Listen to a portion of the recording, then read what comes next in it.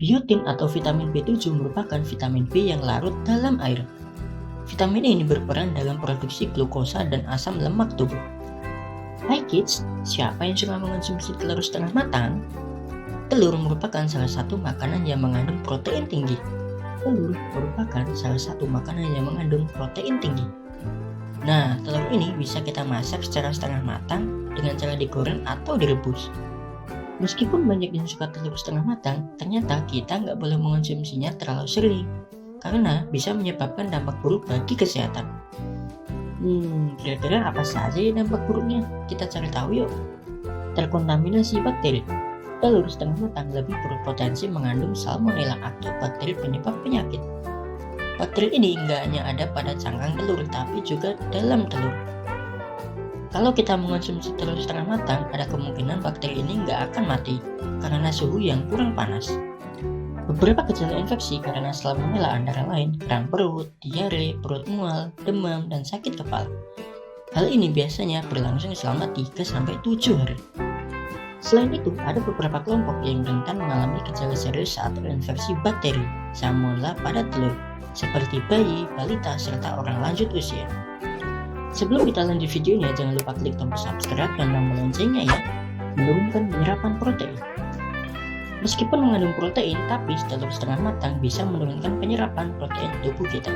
Protein pada telur matang bisa terserap sampai 90%, sedangkan kalau untuk telur setengah matang, proteinnya hanya terserap 50% oleh tubuh.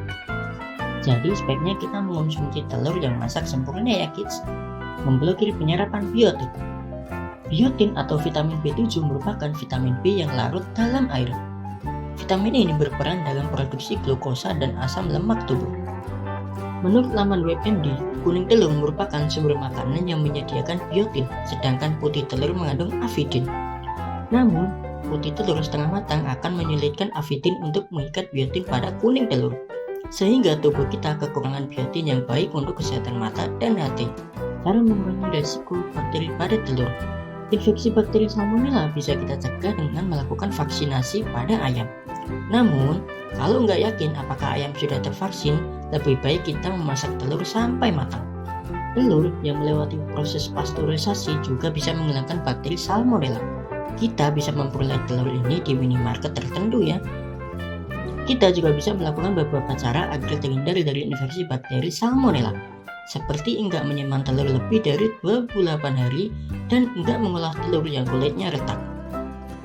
Kita juga harus menyimpan telur dalam kulkas, membersihkan peralatan masak dengan air hangat, mencuci tangan setelah memegang telur, dan memasak telur hingga matang sempurna.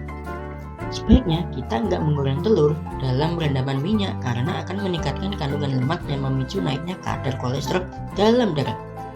Kalau kita mengalami beberapa gejala infeksi bakteri setelah mengonsumsi telur setengah matang, segera hubungi dokter terdekat ya kids. Nah, itulah beberapa efek buruk kalau kita mengonsumsi telur setengah matang berdasarkan berbagai sumber. Topik apa yang kita bahas selanjutnya? Jangan lupa tulis di kolom komen ya. Bye-bye. Sampai di sini dulu ya videonya. Jangan lupa like, comment, subscribe, dan share ke teman-teman lainnya ya kids. Bye-bye!